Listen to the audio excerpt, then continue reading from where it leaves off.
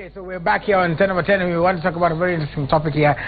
There was a study that was conducted that showed that basically the young ladies, or let's say youth, let's just talk about the ladies, but youth generally are afraid of getting pregnant, but they're not afraid of HIV.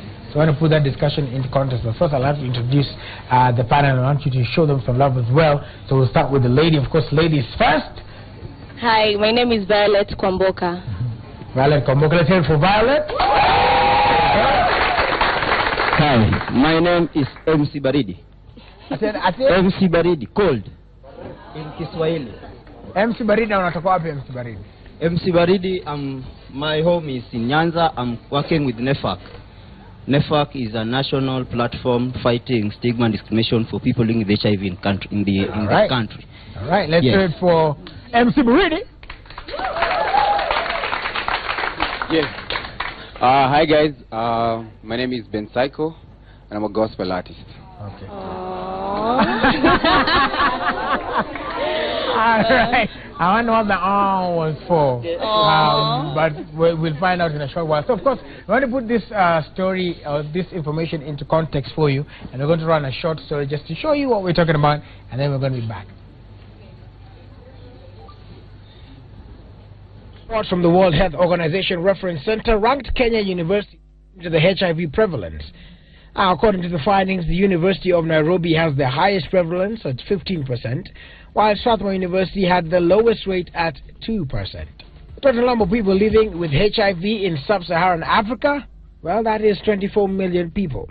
Now, you would think then that this would startle some, but quite to the contrary. Now, this is not new to the students, neither is it surprising to them, given the lifestyles they are living. The sponsor relationships play a role in exposing students to the virus. Now, these are scenarios where university students have relationships with older people, thereby exposing them more to the incident of infection. The young people, however, carry on several sexual relationships in addition to the one they have with their sponsors. Naturally, if they have unprotected sex with any one of these people, it starts off a chain of infection. However, what concerns a good number of these students are the chances of pregnancy as opposed to contracting HIV/AIDS. When the report was released, university administrations played down the report, even questioning its authenticity, and indeed claiming that they undertake regular tests of the students and that HIV infections rates are much lower in universities. The conclusion? Well, in short, it would seem these women at the peak of their reproductive years would rather face death or long-term complications of e-pill usage than the condemnation or rejection from family, church leaders, or community resulting from pregnancy. All right, so there you have it. That's what the story, basically the story says and talks about the prevalence of HIV in universities. They were classified 1 to a certain number, 15% according to the report. According to the report, the University of Nairobi has a 15% prevalence, and Strathmore has 2%. That's the top and the bottom. So I guess the first question would be to you guys: why do you think inaendelea sana kwa universities HIV prevalence? Kwa universities HIV ni mob sana kwa sababu wase wana the biggest issue ni story ya sponsor. Basically you ukiangalia story ya Fridays like the sponsors, when you stare at the gate of the universities, you can see the cars coming in and the girls go. And when you wait on Sundays, a similar situation happens. They come back. Sunday wanachukuliwa, sasa wanarudishwa na mabag na hairstyles mpya. So by the runway model. Like hiyo ndio kwanga issue. All right. Okay. So do you guys agree? You don't agree? The yes and no. All right. We'll come to the audience in a little bit as well. So MC Baridi, what do you think this is happening? Right now, 700 young people are having sex. Right now as we are talking. Kuna watu 700 juu ya mtu wanna have sex hizi bila CD. According to statistics from National AIDS Control, 35,000 young people got infected, new infection last year from age 15 to 24. Now I say wameogopa CD, wanasema CD haileti show, so wana prefer to have sex bila CD, then watafute e-pill to prevent pregnancy than HIV. Wanasema pregnancy ni shame, but ukimwi kila mtu anaweza ishi nayo. because hakuna mtu ataicheki. Then wanasema ARVs are so sweet because they'll make you so beautiful, uta have hips and the rest. Ama nadanganya ma ladies? Yeah. So at this moment we have 700 young people that are having sex. Na hata nikiuliza hapa waje, nani ako na CD yake hapa? Nani amebeba CD hapa?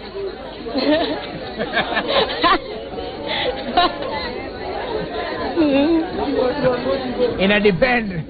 Pengine hapo ana anticipate kuna my emergency, si ndio? Hakuna emergency. I don't believe in emergency. Kutoka hapa sweetheart, kutoka hapa.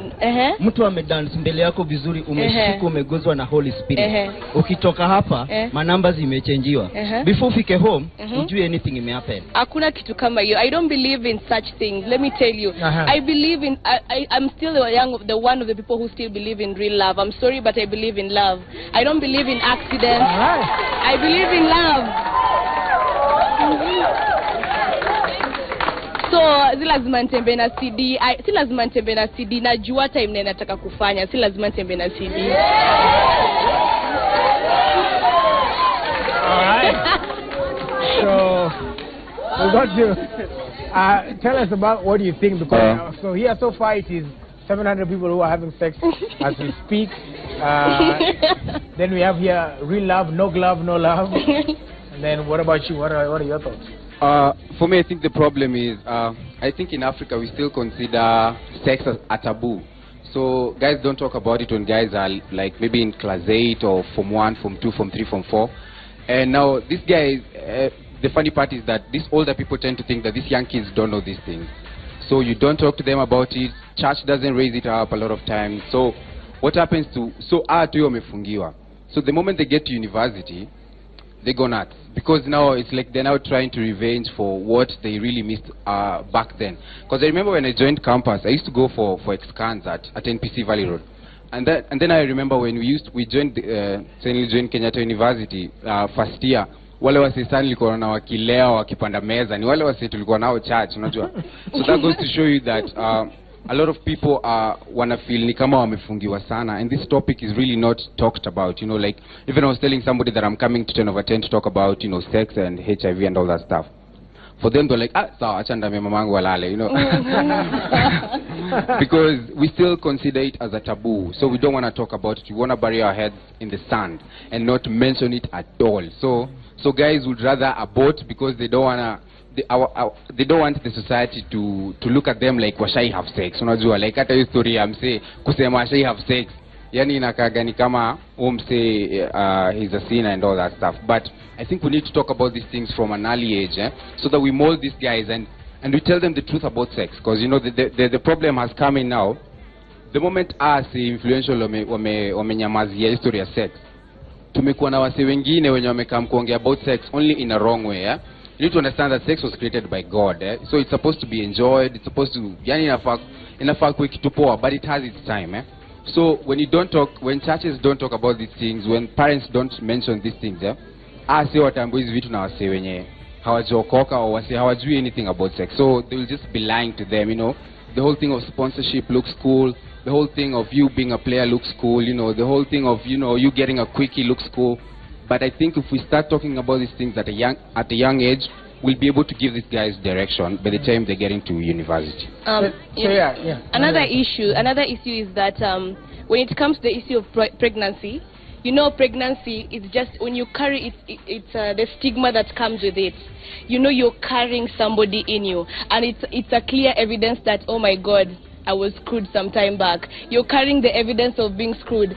So that's the problem with university students and teenagers. Now they don't want to carry the evidence around. They would rather prefer this thing that is more between me and God. Oh, I know God knows I know, and I'll take my drugs in secret. Nobody will judge me. You get? Now and then now the other issue of pregnancy, they will either terminate it or not talk about, or maybe they will just be, they will not, some stop school, some have to defer because they want to hide. The stigma that is there when it comes to the issue of pregnancy is so high. Like, people look at you as if you're the biggest sinner in the world, and that is why people end up aborting and doing such kind of things. But then what is the way? I mean, because, you know, as you come in as, you know, you're, at least you have some statistics and you're an expert in this field as well. So what should happen? Because we can't lie, people are having sex, that is true. it's happening. So what do we do? Tradition is the first enemy of civilization in our nation. Not Kenya, Africa as a whole. Only South Africa. That's a place where I was some time back. But what I believe, that tradition is the worst enemy of civilization, because our parents are too busy in the morning. They are chasing for their dreams. They want to work to pay school fees. So the parent will leave house in the morning, I end a job, I took a job 6, 5, arudi home, very late. Amechoka. The whole day, ajui mtoto anafanya nini. I don't know that the kid must maybe having sex with the mboch in the house. Because when a young person, do you know people start nowadays with the food that young people are eating? At 10 years, mtu ameanza kuerect peke yake. So akikuja, asubuhi, akikuja, anaambia auntie, hii kitu simama. Na auntie ametoka village. Yeye umejua hii kitu kisimama, iwe kwa mahali. Na get?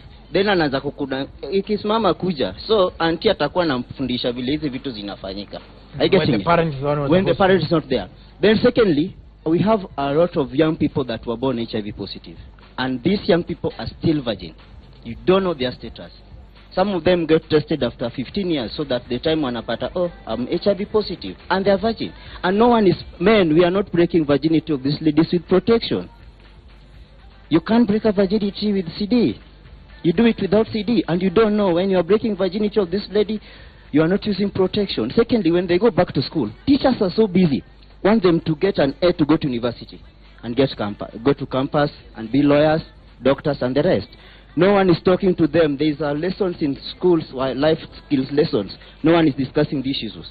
Parent cannot sit with a kid and mwambie, wewe, ukihave sex na njeri, unafuu have sex hivi. Unaget? Parent akwambia, ukihave sex utapata ball, utakufukuza kwa nyumba yangu.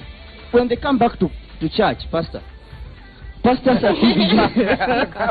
Pastors are too busy. Want these people to receive Christ. And that's why you find most of our young people, after getting out of school, from church, they rush to jam session at Tao.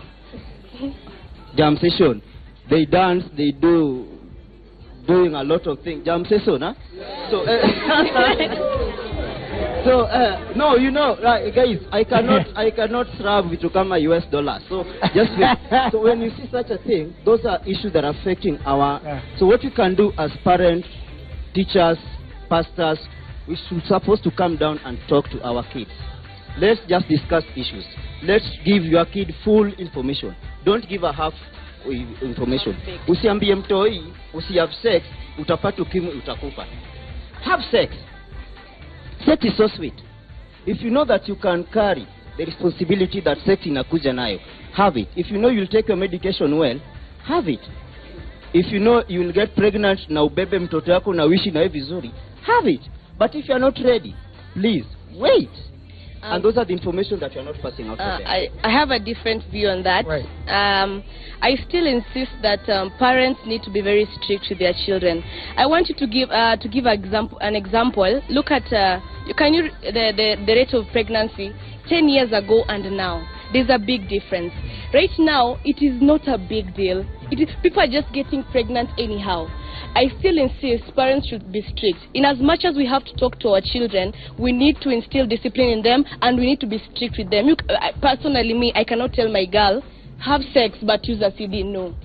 I cannot tell my girl that. But I will just try to mold you in a way that you know the right thing when you're growing up. He has said that the wrong thing is that we leave the responsibility of caring for our children to other people. If you care for your own child, you'll bring up a moral person. And once you bring up a moral person, I'm sure he will not be far from that. He'll not go away from that. He will be a straight person who will do the right thing. So I insist to parents, please take the responsibility of taking care of your own children. Yeah. All right. Before I want to give him a chance to speak as well. Before we do that, we have T. Braxton saying, yeah, the guy from Nyanza in Malo, yani manisha uko juu. And then we have Omenafrai saying the bottom line is AIDS is real. And then we have Bullethead saying, mademu siku hizi wanaogopa pregnancy than HIV. They'll just ask J, nikipata ball. All right. Before you give your rebuttal, allow you to also give a view. So what was said, do you think that, what view do you hold, first of all? Should we be more strict and tell them, you know, if you have sex, you will die? I think the message has been, guys have spoken about this topic enough times. So I think what we need to change right now is the way we spread this message to these guys.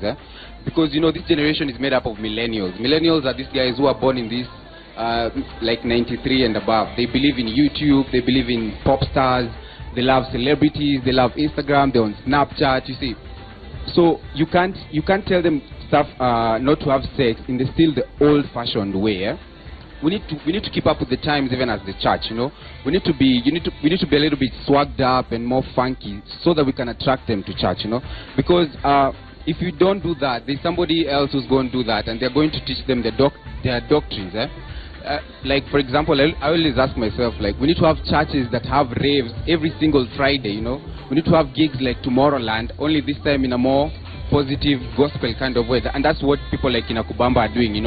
We need to have more, because even when come 31st December, a lot of guys will go for Groove and a lot of guys will go for TSO, and these places will be full.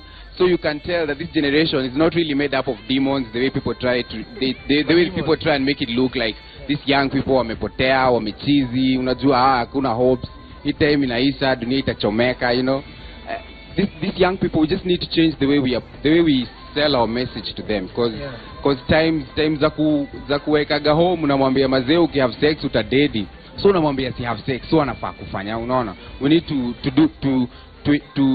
put up activities that keep them busy or that keep them held up, that are actually cool, so that we're like hizo stuff. Si kuweka seminar alafu mna lecture tu hapo. There are some people who had views. Is there anybody from the audience who had a view, who had something to say? You? Yes. Just go ahead, step up and tell us what your view was. You just have to say the mic. Hi, my name is Noel, and my view on early pregnancy is that I blame parents like 20%. Why? Unapata mzazi anafungia dem kwa hao, usitembee na huyu juvile amevaa. Sa udem akiingia uni ama ile tema anatoka nje anasema kumbe kuna kitu ndonga sex. Sa ana sex na Talia namwambia wewe ni aje, mimi ndakulinda na nalinda mtoi. So unaona career ya udem inaenda kwa aizienda chuo juu analinda mtoi. Talia na mtota wewe ndalinda mtoi, usijali mimi niko as in the promise. So I blame parents. Like for example me, I talk to my mom. Mom, what's your view on sex? Na anifiti ananiambia wewe life ni yako hapa nje, but abstain. As my daughter anaweza ku advise abstain from sex. Exactly. Hata anasemanga like we are girls in our house, so anasemanga nileteni chali zenyu ni wajue ile yenye anaongelea chali yako ile temenye mnaweza fikiria hiyo kitu, unasema madango alisema hataki kukua na mjukuu mapema. So my view on early pregnancy is that parents should talk to their children before wapeleke uni or something, more advice before. Yeah. All right.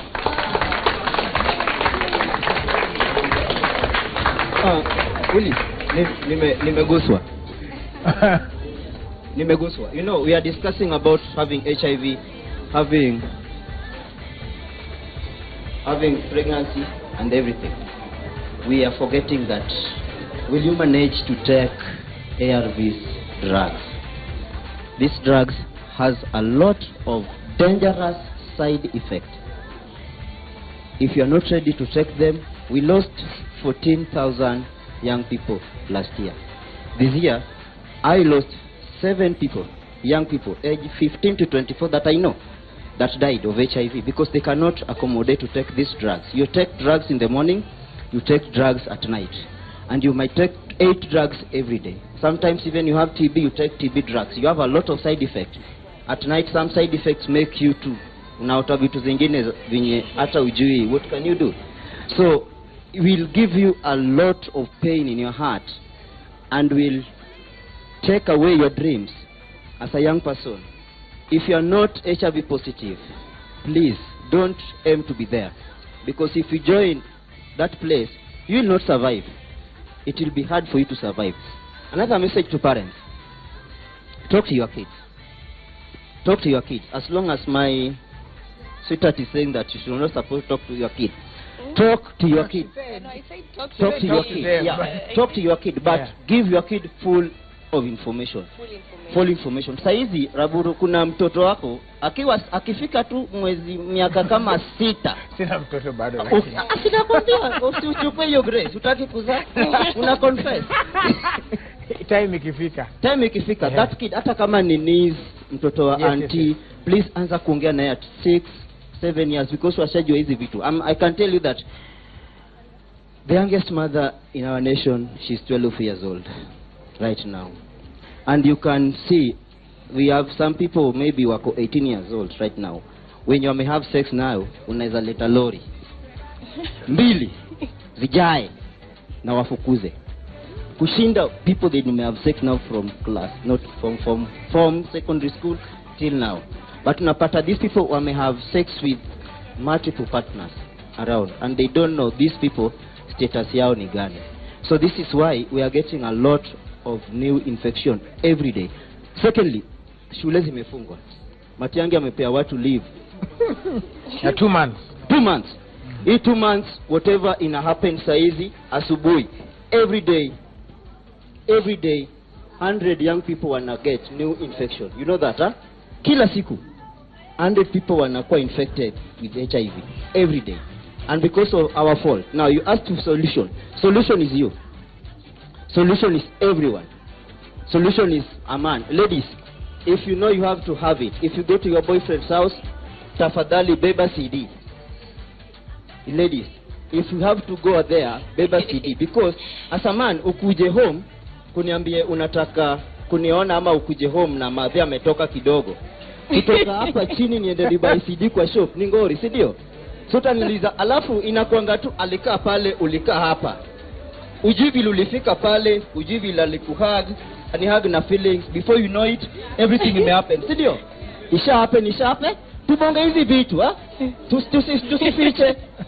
Sisi mapasi hapa, si ndio? Na mapasi according to the discussion hawafai kuficha pia. Hata pasi, pastor yetu atuambia hata yeye haezi lock himself in a room with a lady. Haezi kuwa spiritual 99%. Kuna saa zingine vitu happen hata David aliona. Sawa.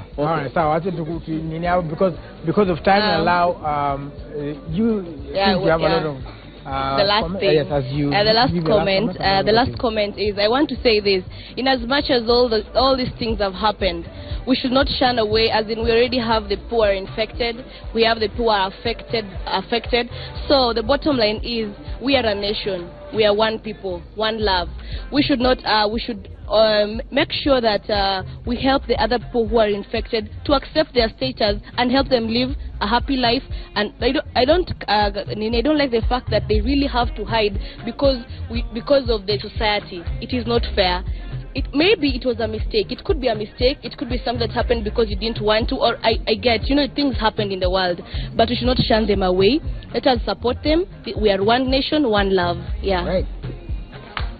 For me, I think gospel influencers or people of influence should take up the mandate to educate these guys, because if we keep on avoiding this topic, like, we need to get gospel artists singing songs that are related somehow to this, because it's actually an issue. We need somebody, take it slow. Such songs, we need more conferences, we need more concerts that talk about. You remember the one that for Mavuno? We need such stuff. We need more and more of that stuff. So because if we don't talk about it, then somebody else will, and they'll tell them their side of the story. Yeah. All right. Of course, we also see some of your comments here. I'll take only 2. Sky Kibe says, if you can't handle sex and the aftermath, stay put. No one has died for not doing it. And then we also have somebody else saying, having a good and educative topic. And finally, at Sami Oekapolon says, let's put it in black and white. People are lost. We really need mentors like, yes, we really need mentors like we need them. So of course, thank you guys so much for coming. I hope you guys learned a thing or 2 or 3. You can always go back and watch this on YouTube as well and get more information. Keep talking to us using the hashtag 10/10. Remember, life ni moja tu, so make the right decisions. Here's what's coming up. Answer number 10.